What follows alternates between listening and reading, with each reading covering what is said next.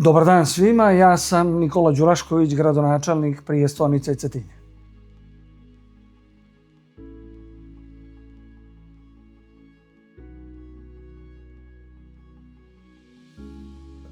Da, u pravu ste, nažalost, imamo jednu vrlo negativnu sliku koja je kreirana u javnosti, koja dolazi od pojedinaca, od jednog dijela medijskog sektora, nažalost i civilnog sektora, političkih partija.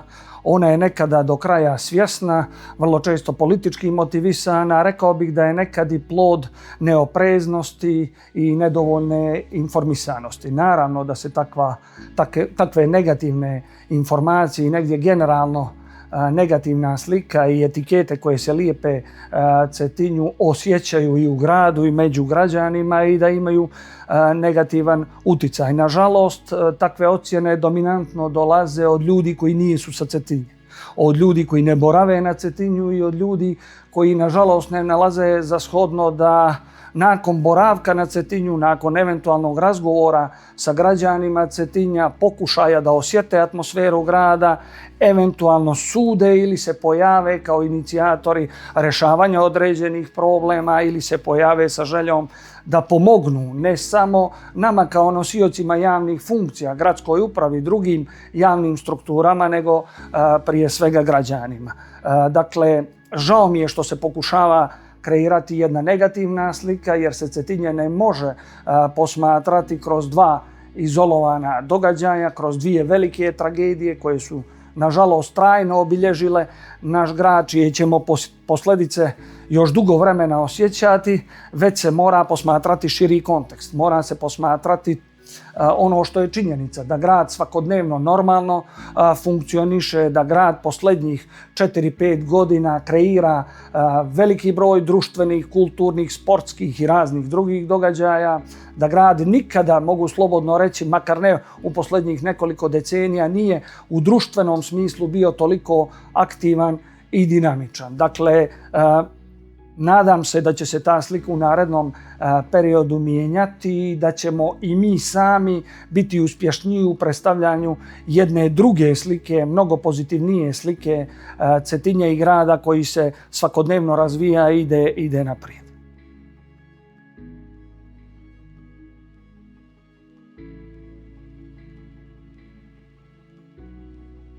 Gotovo niko se nije bavio onim što su stvarne potrebe građana Cetinja, niti načini da se tim građanima pomogne. Nakon dvije velike tragedije, vrlo je mali broj ljudi i organizacija koje su se istinski iskreno bavile porodicama stradalih i povrijeđenih i koji su sa nama komunicirale sa željom da se tim ljudima pomogne i da se cijelom gradu pomogne da napravi korak naprijed i da koliko je moguće pokuša prevazići te vrlo teške situacije. Uglavnom su dolazile kritike, etikete, generalizacija sa strane koja je željela da stigmatizuje Cetinje, da ekstremizuje Cetinje i da ga predstavi na način kako Cetinje zaista nije.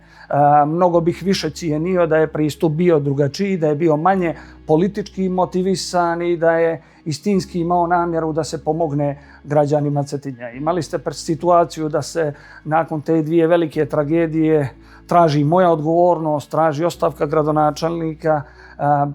Malte ne su se ljudi više bavili tim dijelom cijele situacije nego što su se bavili željom da se situacija na Cetinju popravi, da se pokaže odgovornost, stabilnost i da grad nastavi da funkcioniše. Upravo su me ovi motivi opredijelili da na takve zahtjeve odgovorim velikim radom, velikom posvećenošću sa cijelim timom koji čini gradska uprava i da pokušamo iz te situacije izaći koliko je moguće snažniji, odgovorniji, da prije svega porodicama stradalih i povrijeđenih, ali i svim građanima Cetinja budemo istinski oslonac i da grad povedemo koliko je moguće naprijed, bez obzira na vrlo teške posljedice svih tih dešavanja. U tim trenucima je bilo najlakše čuti to što se traži i govori, okrenuti se i otići, ali bi to bilo do kraja neodgovorno, neozbiljno i Cetinje bi odvelo u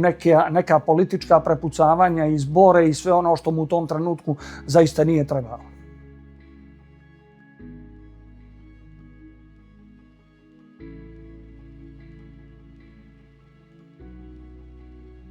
pa i kroz poziciju koju pokrivam, dakle kroz tu formalnu obavezu i odgovornost, ali i kroz činjenicu da sam rođen na Cetinju i cijeli svoj život živim i radim na Cetinju, sam se u svakom momentu trudio da pokažemo punu odgovornost i puno razumijevanje situacije, da koliko je moguće situaciju držimo pod kontrolom i da odmah nakon nekoliko početnih dana, nakon te dvije tragedije, krenemo sa velikim radom i čitavim nizom aktivnosti koji su imale za cilj da koliko toliko normalizuju stanje u gradu.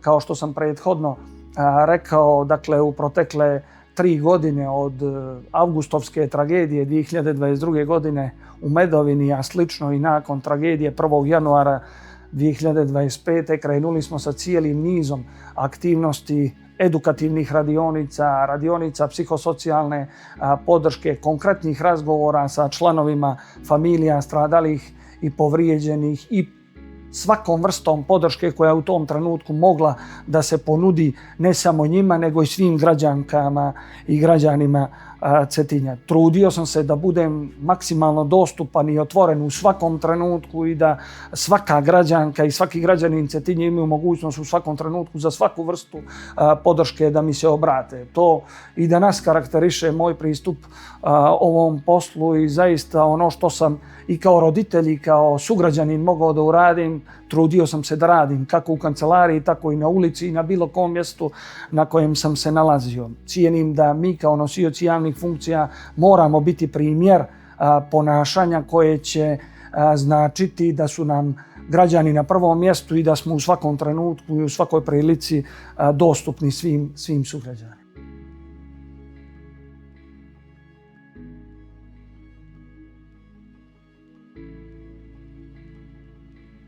Jedan dio tih aktivnosti se zadržao i danas. Mi smo u međuvremenu kreirali jedan novi socijalni servis koji se zove Kuća zdravlje, koji je počeo da funkcioniše kao prvi takav servis u Crnoj Gori i koji je od svog osnivanja generator takvih aktivnosti i mjesto gdje će se kroz razna partnerstva i sa javnim sektorom, ali i sa civilnim sektorom i u budućnosti u kontinuitetu razvijati aktivnosti koje će imati za cilj i edukaciju i psihosocijalnu podršku, ali i čitav niz kreativnih programa koji će se razvijati. Dakle, nakon što se dogodila druga tragedija, imali smo veliki broj inicijativa i pojedinaca i predstavnika civilnog sektora za određene aktivnosti, naravno i javnih ustanova i državnih institucija. Jedan dio tih aktivnosti se realizovao ili se realizuje do današnjeg dana. Ja sam i ovih dana imao određene sastanke koji imaju za cilj da se jedan dio tih aktivnosti nastavi. Dakle, bilo je i nevladinih organizacija koje su se javljale, sa kojima u tom trenutku nismo ostvarili partnerstvo, ali za koje, cijeneći njihovu referentnost i stručnost, do kraja ostajemo otvoreni i spremni da u nekom narednom periodu zajednički realizujemo određene aktivnosti. Bez obzira što je situacija bila specifična, mi kao nosioci javnih funkcija moramo poštovati određene zakonske procedure kada se određena partnerstva realizuju, a kažem, bilo je puno onih koji su željeli da zajednički radimo. Mnogi su radili, kako ste i vi rekli, pro bono, pomogli Cetinju. Ja im se i ovim putem najiskrenije zahvaljujem. Dakle, kako je bilo onih koji su cijelu situaciju trudili se da predstave kroz jedan negativni kontekst, bilo je jako puno pojedinaca iz Crne Gore i okruženja, predstavnika civilnog sektora, pa i nosilaca javnih funkcija koji su bili podrška u tim teškim trenucima i koji su kasnije pokazali spremnost da budu istinska podrška u realizaciji aktivnosti koji su potrebne gradu. Naravno da ćemo sa tim aktivnostima nastaviti i da ćemo kroz servis koji sam spomenuo, a koji se zove Kuća zdravlja, pokušati da održimo kontinuitet tih aktivnosti.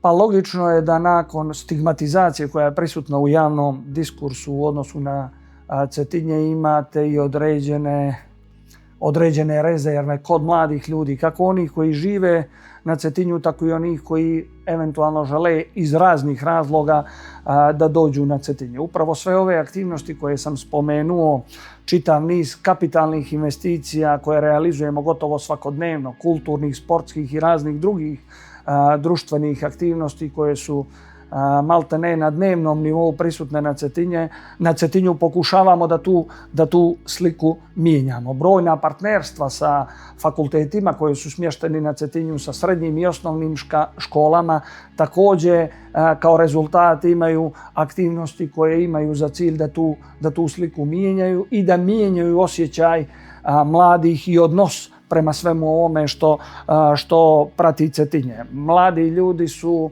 sada u fazi kada kreiraju svoju ličnost, kada kreiraju sopstveni identitet i ovakva stigmatizacija Cetinje u svakom slučaju ne utiče pozitivno na njih. Ali bez obzira na to, određeni konkretni podaci, makar kada su u pitanju obrazovne ustanove, govore drugačije. 3 srednje škole na Cetinju su posljednje 3 godine u kontinuitetu imale porast broja upisanih đaka. Jedino je gimnazija posljednje godine bilježila određeni pad, ali ta promjena kada je gimnazija u pitanju je posljedica ličnih preferencija đaka ili odnosa prema toj obrazovnoj ustanovi. Ukupno su ove 3 obrazovne ustanove u odnosu na školsku 23. 24. i u 24. 25. i 25. 26. upisale značajno veći broj polaznika. Dakle, to govori da se slika među mladima ne mijenja u mjeri onoga što je snažna stigmatizacija Cetinja, a mnogo važnije ni da se slika mladih ljudi o Cetinju van Cetinja koji dolaze sa strane ne mijenja u negativnom smjeru. Jer je, na primjer, dominantno srednja likovna škola koju u većini slučajeva upisuju djeca i mladi sa strane, ima kontinuirani porast polaznika. To je ono što je dobro, ono što raduje i vjerujem da koliko god bila snažna stigmatizacija i pokušaj da se Cetinje ekstremizuje i predstavi u negativnom kontekstu, da su dovoljno snažni naši napori da tu sliku mijenjamo i da pokažemo da je Cetinje nešto apsolutno drugo nego što se želi kroz taj pristup predstaviti.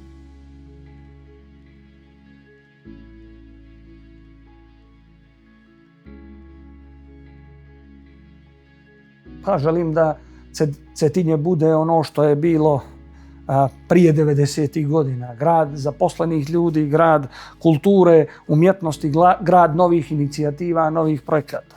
Ono što je Cetinje vjekovima bilo za Crnu Goru. Kao crnogorska prijestolnica, vjekovna crnogorska prijestolnica, Cetinju definitivno pripada da bude nosilac svega onoga što je progresivno i dobro ne samo za sopstvene građane, nego za cijelu državu. Jer i kroz istoriju, kad god je Cetinju i Cetinjanima bilo je dobro i Crnoj Gori.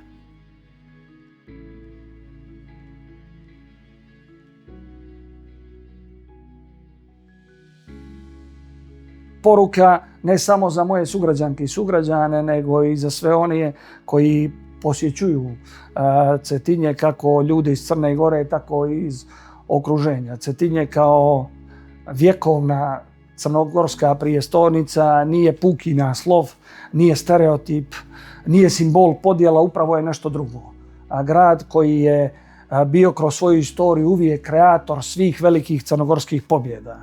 Grad kulture, umjetnosti, grad tolerancije, grad razumijevanja. Dakle, konkretna poruka je da prije nego što osude ili obilježe, dođu, osjete puls grada, osjete naše sugrađanke i sugrađane, pokušaju da pomognu, a ukoliko procijene da to nije moguće, da nakon toga i osude, ali sa željom da probude napredak i progres, a ne da to bude puka osuda ili kritika. Cetinjani su tolerantni ljudi, ljudi od dijaloga i uvijek spremni da budu otvoreni za sve ono što može biti dobro i za njihov grada i za cijelu Crnu Goru.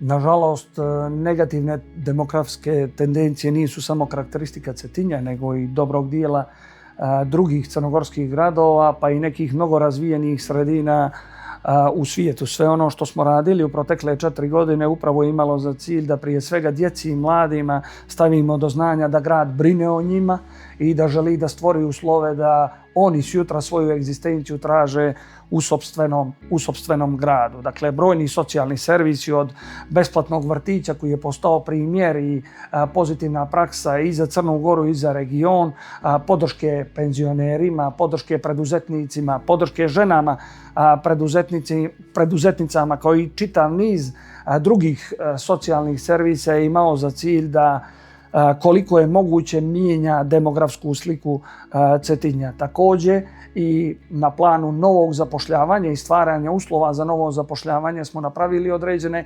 konkretne korake. Vjerujem da ćemo kroz velike projekte koji su u fazi realizacije kao što je izgradnja hotela Lokanda, izgradnja žičare od Lovćena do Cetinja kao i čitav niz drugih pratećih infrastrukturnih projekata stvoriti uslove za novo zapošljavanje i graditi jednu potpuno drugačiju, mnogo perspektivniju poziciju za svu djecu i mlade Cetinja. Uvjeren sam da ćemo na srednji rok ovu sliku mijenjati i da će Cetinje biti primjer čitavoj državi.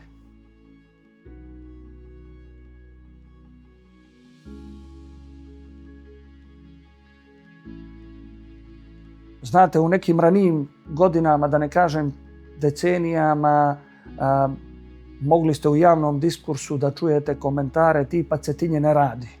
Ja sam siguran da smo u ove 4 godine tu sliku promijenili. Cetinje je danas grad lider po realizaciji kapitalnih investicija u Crnoj Gori. U odnosu na neke prethodne mandate kada je Cetinju ostajalo mnogo nepotrošenog novca zbog sporosti administracije i nekih sličnih prepreka i slabosti, danas je Cetinje upravo primjer za nešto drugo. Možda to punu manifestaciju nije doživjelo upravo zbog nekih nemilih događaja koji su se desili, ali i ukupnog društvenog konteksta u Crnoj Gori. Naravno da uvijek može bolje. Naravno da ni ja kao neko ko upravlja sistemom nisam zadovoljan svim dijelovima tog sistema i da postoje segmenti u kojima smo morali i mogli da uradimo više. Ali upravo zbog toga svakodnevno pokazujemo punu spremnost da čujemo i kritiku i sugestiju i da u komunikaciji sa građanima, ali i svim drugim društvenim akterima prepoznamo one segmente gdje smo mogli biti bolji u prošlosti kako bi u nekom narednom periodu te greške ispravljali i pravili koliko je moguće bolje rezultate. Vjerujem da određeni segmenti poput stvaranja uslova za nova zapošljavanja, bez obzira što zavise od čitavog niza okolnosti i ukupnog političkog i društvenog ambijenta i u državi i u regionu, pa i u nekom širem prostornom kontekstu. Vjerujem da je to segment u kom smo trebali da uradimo više i gdje smo određene projekte koji će značiti novo zapošljavanje, a neke sam od njih i nabrojao, mogli nešto efikasnije da realizujemo. U svakom slučaju ćemo u narednom periodu se potruditi da te greške ispravljamo i da budemo i konkretniji i brži u tom dijelu.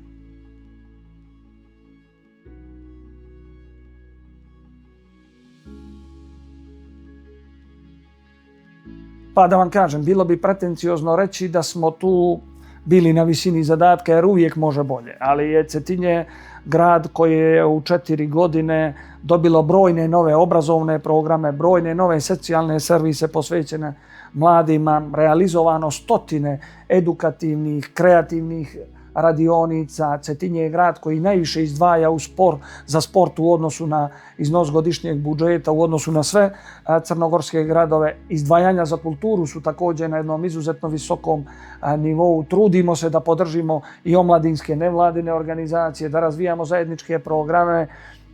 Dakle, veliki broj programa je pokrenut u ove 4 godine, namijenjen mladima, nastavit ćemo na tom nivou i svakako smo naravno otvoreni da u tom dijelu čujemo i primijenimo sve ono što bi moglo da bude bolje.